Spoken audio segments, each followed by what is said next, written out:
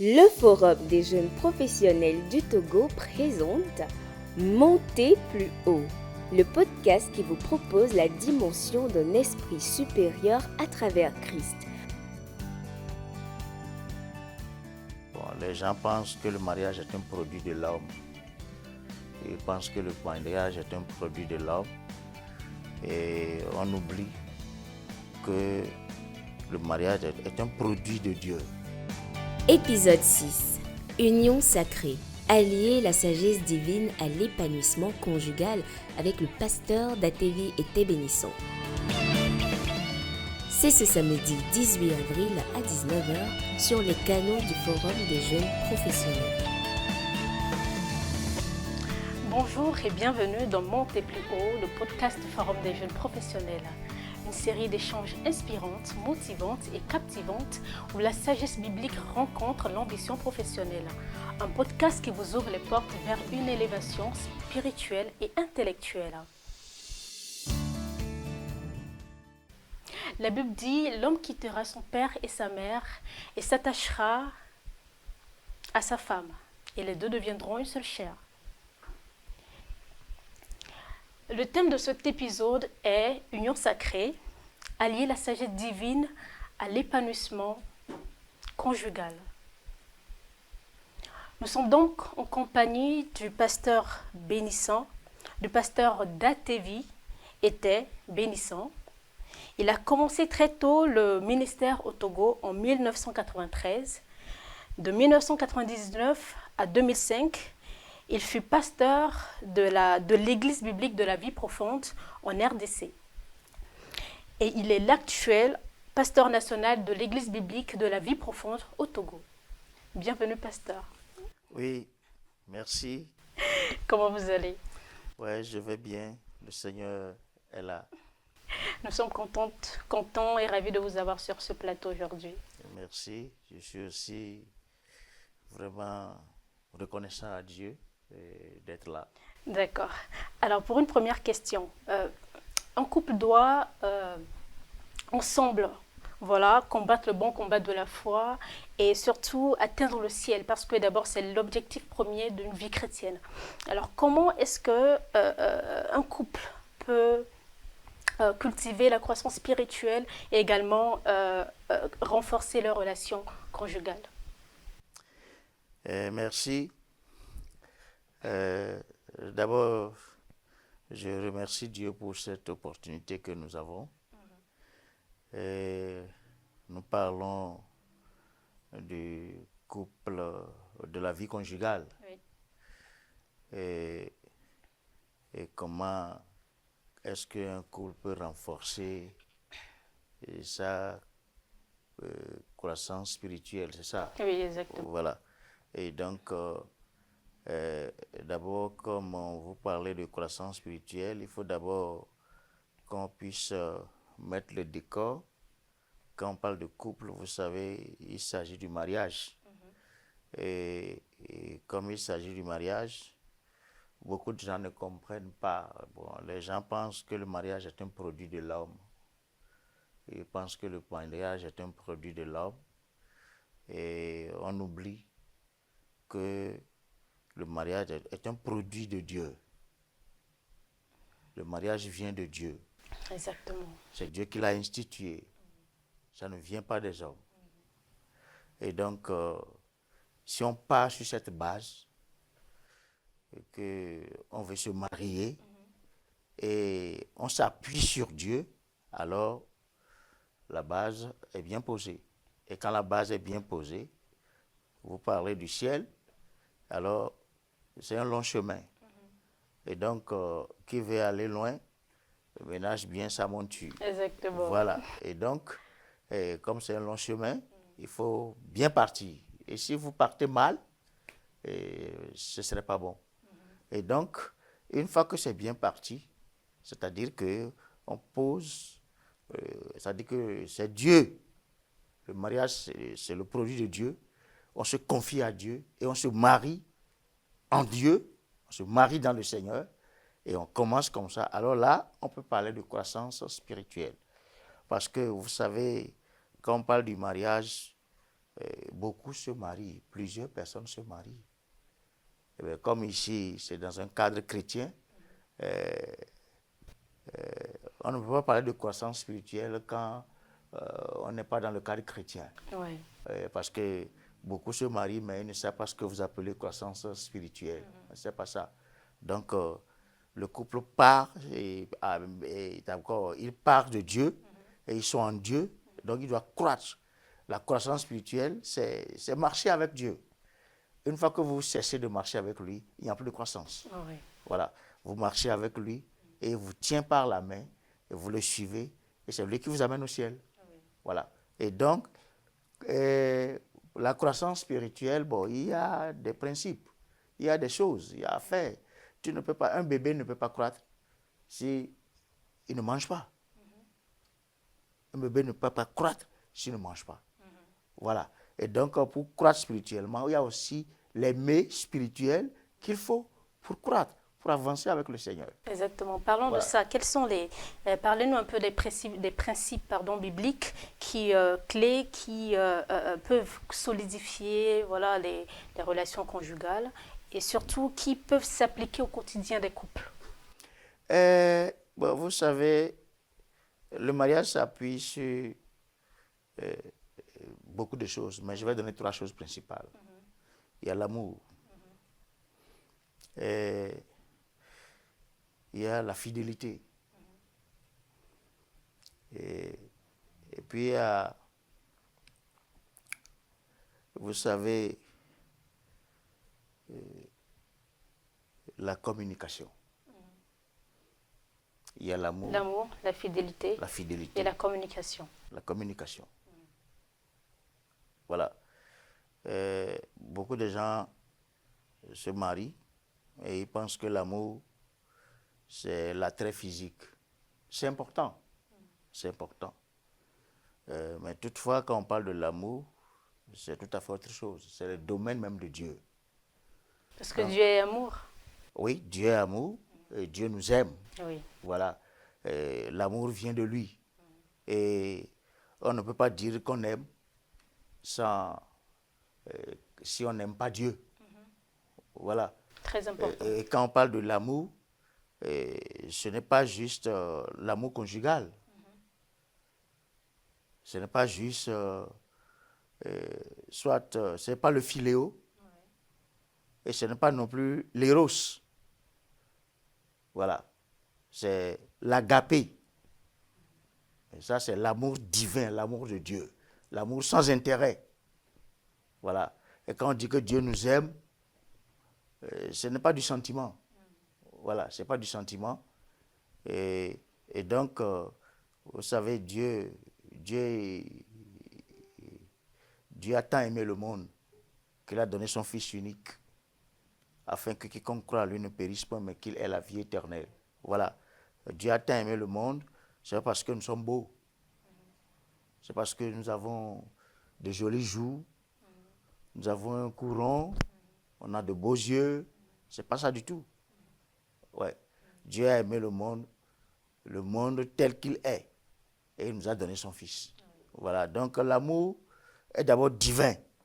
Donc il faut se baser sur l'amour. Quand l'amour est à la base du foyer, vous pouvez continuer. Maintenant, dans le foyer, bon, vous avez parlé de la fidélité. Oui, le foyer chrétien, ce n'est pas du désordre. Oui. Il faut que, c'est disons, un vœu que l'on fait d'être ensemble jusqu'à la mort. C'est un vœu que l'on fait d'être ensemble jusqu'à la mort. Et s'il n'y a pas l'amour continuel, là, le chemin est long. Hein? Ouais. Et maintenant, si l'un se permet d'aller faire de n'importe quoi, il n'y a pas la fidélité. Vous voyez, l'infidélité conjugale, ça blesse. Ça blesse vraiment l'autre partenaire. Donc, on doit veiller à ça. Et je voudrais qu'on laisse le côté communication d'abord. Parce que si on va mettre ça, ça va faire 4 choses. Et je vais mettre plutôt autre chose à la place de communication pour qu'on reste à 3 choses. Oui. L'amour, la fidélité, la crainte de Dieu. Crainte de Dieu. Exactement. La crainte de Dieu. Si quelqu'un ne craint pas Dieu, il va aller faire des bêtises. Il va devenir infidèle.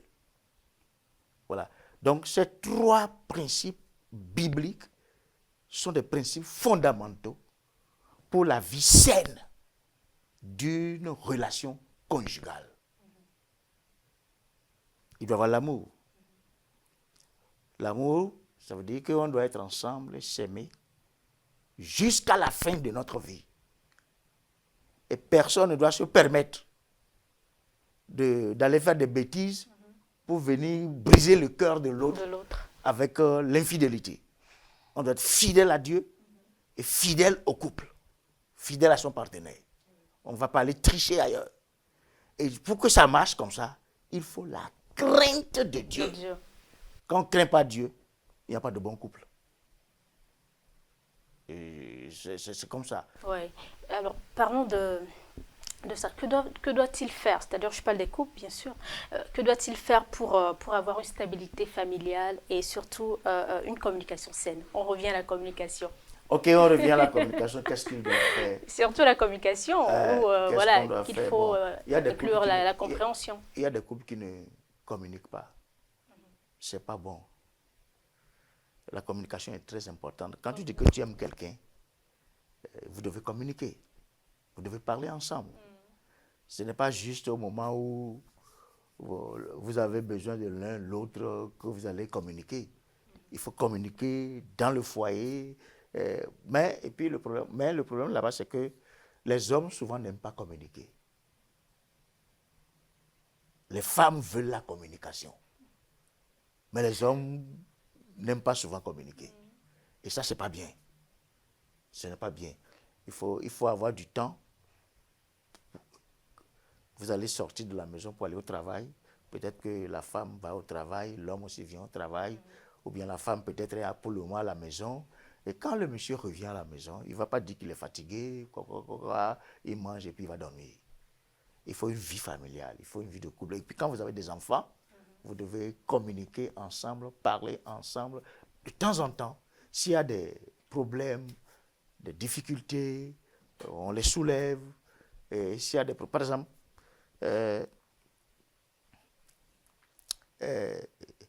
on doit, tout ce que la femme a subi à la maison avant que le monsieur ne revienne, si le monsieur revient, bon, le monsieur, peut-être que lui, il a des situations au travail. Et quand il revient,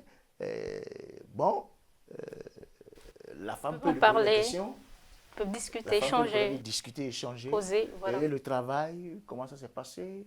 Et ça va bien, et tout ça. L'autre se dit, oui, à la maison, et puis ainsi de suite, ainsi de suite. Voilà, ils parlent, ils communiquent ensemble, et voilà. Sinon, s'il n'y a pas ça, il n'y a pas de partage, c'est pas bien. Oui. Alors, quoique le profil des couples soit différent, les relations aujourd'hui conjugales en elles-mêmes regorgent de beaucoup de défis, de conflits courants. Alors, comment est-ce qu'ils, c'est-à-dire je parle des couples, comment est-ce qu'ils peuvent les surmonter? Ouais, là c'est très important. Et là, cette question suscite un autre élément, un autre principe biblique et qui est fondamental. C'est le pardon. Il y a souvent des difficultés, des défis. Et quand ça arrive, peut-être qu'on ne se comprend pas sur un sujet donné. Celui-ci dit voilà, l'autre dit voilà, ou bien l'autre dit tu m'as blessé, tu m'as fait ceci. Quand on est ensemble, il y aura toujours ça. Quand on est ensemble, il y aura toujours ça. C'est-à-dire c'est de la nature humaine. Oui, ça fait partie. C'est-à-dire quoi? Vous voyez, non seulement c'est la nature humaine, mais vous savez, vous êtes mariés, vous êtes ensemble, et tu sors de la chambre, tu viens à la cuisine, tu vois la femme. Elle sort de la cuisine, elle va au salon, elle voit l'homme. On rentre dans la chambre, on voit l'autre. On revient, c'est-à-dire que on finira, que vous le vouliez ou pas. Il y a des moments où peut-être que tu veux être seul. tu vas être seul. Est-ce que vous voyez? Oui. Et alors que vous êtes tous ensemble à la maison, par exemple, prenons le week-end, Oui. vous êtes là, personne n'est allé au travail. Bon, le samedi, vous êtes à la maison. Le dimanche, vous allez à l'église, vous revenez à la maison. Et voilà. Or, l'un veut rester seul. Il veut peut-être méditer un peu, ou bien réfléchir un peu. L'autre vient dire non, j'ai besoin de toi, tout ça, tout ça, tout ça. Et le fait d'être ensemble tout le temps, vous voyez, quand on porte le même habit, et chaque fois, à un moment donné, on dit non, que ça, on met de côté. On change ça. Exactement. Voilà. Maintenant, vous êtes là, c'est votre femme. Vous sortez. Vous sortez. C'est pourquoi il faut avoir la crainte de Dieu. Il faut avoir la crainte de Dieu. Il y a un couple un jour. Le monsieur est sorti. Il est allé au travail. La femme est restée à la maison. Il y a un monsieur dans la même église qui visite la maison. Il sait que le monsieur est allé au travail. Et il vient pour draguer la femme.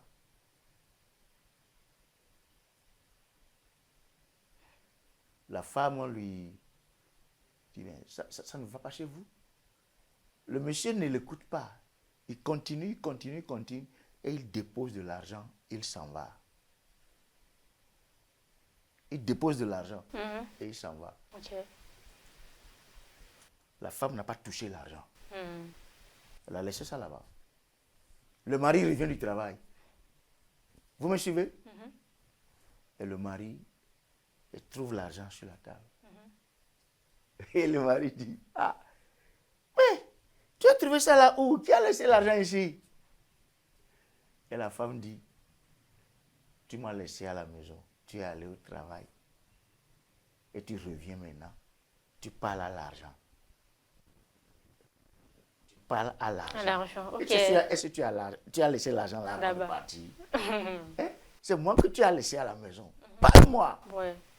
Viens t'occuper de moi. Oh, tu parles à l'argent. Laisse l'argent là-bas.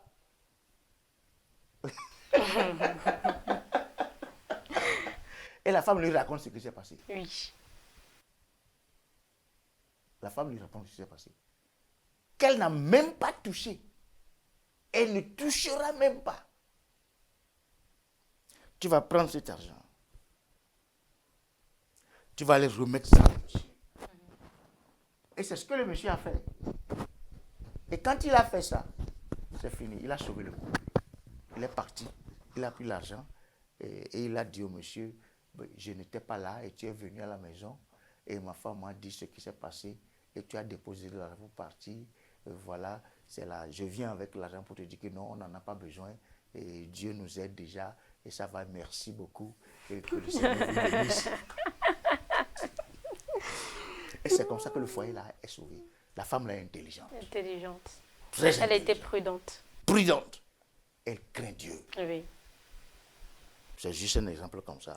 Ces choses vont nous permettre de faire un long chemin dans notre relation conjugale, ensemble. Et on évite certaines situations qui vont devenir des pièges pour le foyer. Ouais. Si vous devez exhorter, si vous devez vraiment exhorter un couple en difficulté en ce moment, c'est-à-dire peut-être qu'il y a un souci de compréhension, de communication, que leur diriez-vous? Si je dois donner des conseils à un couple qui a des problèmes de communication, qui sont de en compréhension, difficulté, de voilà. compréhension, voilà, bon.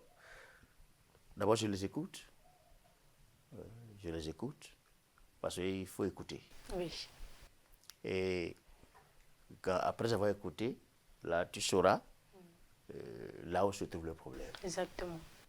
Voilà. Parce que c'est maintenant, tu sais là où se situe le problème. Là, tu vas prendre les principes bibliques, la parole de Dieu, pour les exhorter. Voilà. Il y a des gens qui ne savent pas que ils doivent éviter certaines choses pour faire ce long chemin, pour aller ensemble. Oui. Le mariage, c'est jusqu'à la mort. Exactement. Si tu n'as pas la crainte de Dieu et que vous ne parlez pas, vous ne communiquez pas et que vous ne vous pardonnez pas, vous ne pouvez pas aller loin. Les gens qui divorcent Bon, les gens vont vous dire qu'on est dans une société et que bon, ça arrive et que c'est des problèmes, c'est des soucis. On ne voulait pas en venir là, mais là où nous sommes venus maintenant, on ne peut plus être ensemble. C'est trop. Si on ne se sépare pas, et on va faire crise cardiaque. Ça, c'est des alibis. C'est des alibis. Quand on a la crainte de Dieu et on se marie, on vise le ciel. Amen. On vise le ciel. On sait que le mariage, on ne divorce pas. On est ensemble. C'est la mort seule qui nous sépare. Donc, quel que soit le problème, c'est un couple en difficulté. Je vais leur dire, mais comprenez-vous et pardonnez-vous. Parce que, quelle que soit la situation, vous ne pourrez pas, voyez, avoir le même point de vue sur les sujets de la vie. Ça, ce n'est pas possible. L'autre, surtout nous qui avons été un peu à l'école, et les gens qui vont beaucoup à l'école aujourd'hui, là. Hein? Non. Ils ont des choses, les gens ont les choses dans la tête. C'est comme ça, moi je vois ça. C'est comme ça que l'autre voit ça. C'est comme ça que l'autre voit ça. Des points de vue différents. Quand c'est comme ça, et si vous ne pouvez pas harmoniser ces points de vue, juste laisser de côté votre couple, c'est ça la chose la plus importante. Je dois comprendre que l'autre, il a des points, c'est-à-dire que il n'est pas moi. Moi, je suis bénissant. Bon, ma femme n'est pas ici. Ma femme n'est pas moi. Moi, je ne suis pas ma femme. Vous comprenez? Oui. Nous sommes devenus une seule chair. Ça ne veut pas dire que je suis devenu ma femme et ma femme est devenue moi. Non. Elle a ses points de vue. Elle a ses façons de concevoir la vie, de concevoir les choses. J'ai ma façon de comprendre certaines choses. C'est comme ça, moi, je vois ça. Et l'autre, là, puisse voir ça autrement. Si les points ne convergent pas, ce n'est pas ça qui va créer des trucs qu'on va commencer par se déchirer dans la maison. Non, regardons Dieu. Regardons Dieu. Dieu est toujours l'auditeur silencieux au milieu de chaque foyer. Dans chaque foyer, regardez-le et c'est fini. Oui. Alors, vous êtes pasteur et certes, mais aussi mentor. Et vous avez accompagné plusieurs couples. Alors, dites-nous, avez-vous des témoignages des couples qui ont réussi à baser leur relation conjugale sur les principes bibliques? Oui. Parlez-nous-en. Vous savez, il y a beaucoup de couples chrétiens qui sont heureux. Oui. Qui sont vraiment heureux. Ça ne veut pas dire qu'il n'y a pas de petits soucis passés par là. Ouais. Nous sommes des êtres humains. Oui. Il y a beaucoup de couples qui sont vraiment heureux et ils sont épanouis. Et les enfants sont épanouis et Dieu les bénit et ils sont contents et ils sont ensemble. Par contre, il y a d'autres, il y a certains couples et ce n'est pas ça. Ce n'est pas ça. Et la plupart du temps, souvent, quand il n'y a pas les moyens, quand il n'y a pas de moyens, on ne veut pas comprendre. C'est ça. Quand il n'y a pas de moyens, on ne veut pas comprendre. Et moi, je vais dire une chose. Oui. La femme, il faut l'entretenir. Ouais. Et l'homme qui sait entretenir sa femme, ils seront heureux. Ils seront heureux. Amen. Il y a assez de couples dans l'église, beaucoup de gens qu'on a accompagnés, et il y a d'autres qui ont des soucis, des problèmes, on leur donne des conseils, et bon, ça marche, ça applique. On ne doit pas dire que non, ça ne va pas, et puis on va casser la chose. C'est fini. Non, non, non. Et puis les jeunes aujourd'hui, vous voyez, pour se marier, il faut prier. Il faut prier. Vous êtes jeune, il faut prier. Et si vous priez, que Dieu vous dirige. Vous savez, quand Dieu vous dirige, ça c'est autre chose. Quand vous êtes convaincu, il y a beaucoup de gens qui se marient parce que le monsieur est beau, il a un bon travail, la femme est belle, la jeune fille est belle, elle a une belle joue, le courant, vraiment, elle est très jolie, potelée, et tout est bien. Et voilà. et on se marie. C'est le caractère. Oui. C'est le caractère. La beauté. Exactement. La beauté, c'est bon. Mais elle avait dit qu'elle est trompeuse. Voilà. Oui. Mais c'est bon, tout le monde cherche ça. Mais c'est le caractère qui fait le foyer. C'est le caractère qui fait la vie conjugale. Oui. C'est très important. C'est très important. Et donc, je crois que Dieu va nous aider. Amen. Et il n'y a pas de divorce. Oui. Il n'y a pas de divorce. Exactement. Et puis, il n'y a pas de polygamie. Oui, exactement. Et tu n'as pas posé des questions dans ce sens. Il n'y a pas de polygamie. C'est très important. L'homme, vous voyez, ce n'est pas comme, nous ne sommes pas, c'est Dieu qui a institué le mariage. Oui, Et il pasteur. veut que, et il a des principes pour ça. Oui. Il a des principes pour ça. Les gens disent que dans l'Ancien Testament, il y a certaines personnes qui se sont mariées, ils ont eu beaucoup de femmes. Bon, Salomon a eu beaucoup de femmes. Dans son harem, les femmes sont nombreuses là-bas. Et puis, bon, est-ce qu'il a la force d'aller chez chacune de ces femmes-là avant que l'année ne finisse? Hein? Et puis, l'homme, vous voyez, nous ne sommes pas des animaux. Oui. Excusez-moi, je prends un peu du temps. Nous ne sommes pas des animaux. Quand vous avez un troupeau de bœufs, il y a les vaches et il y a les taureaux. La plupart du temps, les bergers, hein, on peut prendre 100 vaches pour 10 taureaux. Vous comprenez? Oui. 100 vaches pour 10 taureaux. Parce que le troupeau est là pour se multiplier. Est-ce que vous comprenez? Pour se multiplier. L'homme n'est pas comme ça. Nous ne sommes pas des animaux. Nous ne sommes pas des animaux à engraisser et à abattre.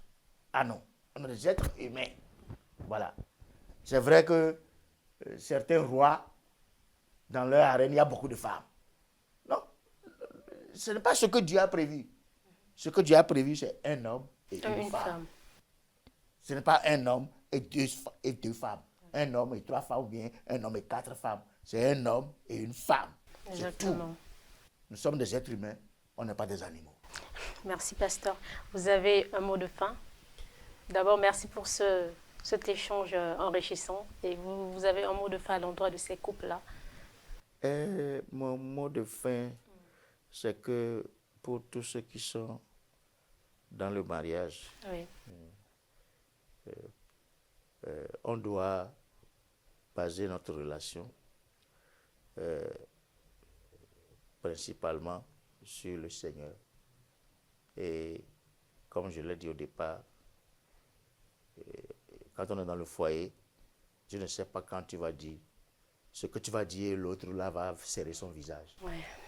Il ne sera pas content. Mais quand on est dans un foyer, on a fait beaucoup d'années déjà, on doit se connaître. En principe, les couples qui ont évolué et qui ont pris un peu d'âge dans leur foyer, ils doivent maintenant être en train de jouir parce qu'ils se connaissent. Ils se connaissent. Je sais ce que je vais dire et ma femme ne sera pas contente. Elle sait ce qu'elle va dire et qui ne va pas me plaire. Parce qu'on est ensemble, ça fait quand même un peu longtemps. Vous comprenez? Ça fait un peu longtemps. Après 30 ans de mariage, ça c'est beaucoup. Ouais. C'est beaucoup. Vraiment. Même quand tu es en train de parler, elle sait ce que tu vas dire déjà et là où tu vas finir. Quand elle est en train de parler, toi tu dois savoir. Et donc tout ça là, ça vous aide. Et c'est maintenant, après avoir passé toutes ces années ensemble, c'est maintenant même que vous devez mieux vous aimer et mieux jouir de votre couple. Exactement. Ça c'est très très important. Et pour les jeunes couples, craignez Dieu. Craignez Dieu. Aimez votre femme. Aimez votre mari. Le pardon au centre de tout. Et vous irez loin. Amen. Amen. Merci beaucoup, pasteur. Merci. Que le Seigneur nous aide à faire sa volonté et à vivre dans son sanctuaire, dans sa majesté et à vivre le vrai bonheur dans son intimité. Amen. La foi vient de ce qu'on entend et ce que l'on entend vient de la parole de Dieu. Bien-aimés, ouvrez vos cœurs et laissez-vous conduire par le Saint-Esprit. D'ici le prochain numéro, demeurez bénis. Le Forum des jeunes professionnels du Togo présente Montez plus haut, le podcast qui vous propose la dimension d'un esprit supérieur à travers Christ. les gens pensent que le mariage est un produit de l'homme. Ils pensent que le mariage est un produit de l'homme. Et on oublie que le mariage est un produit de Dieu. Épisode 6. Union sacrée. Allier la sagesse divine à l'épanouissement conjugal avec le pasteur d'ATV était bénissant. C'est ce samedi 18 avril à 19h sur les canaux du Forum des jeunes professionnels.